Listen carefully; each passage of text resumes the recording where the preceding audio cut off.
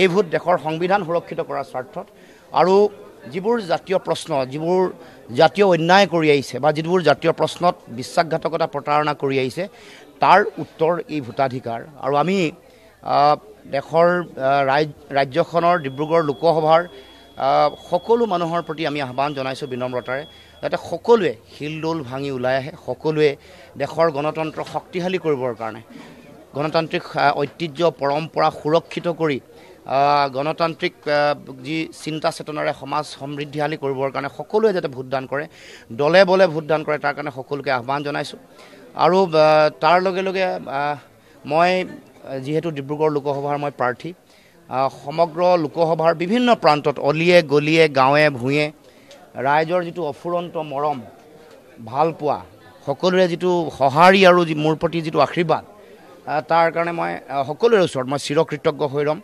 আৰু মই আশা ৰাখিছোঁ ৰাইজৰ এই আশীৰ্বাদৰ যোগেদিয়ে পৰৱৰ্তী দিনসমূহত মই যিটো মোৰ দায়িত্ব প্ৰথম জাতীয় দায়িত্ব গণতান্ত্ৰিক দায়িত্ব এই দায়িত্ব শক্তিশালী ৰূপত মই পালন কৰিবলৈ সক্ষম হ'ব পাৰিম গতিকে সমগ্ৰ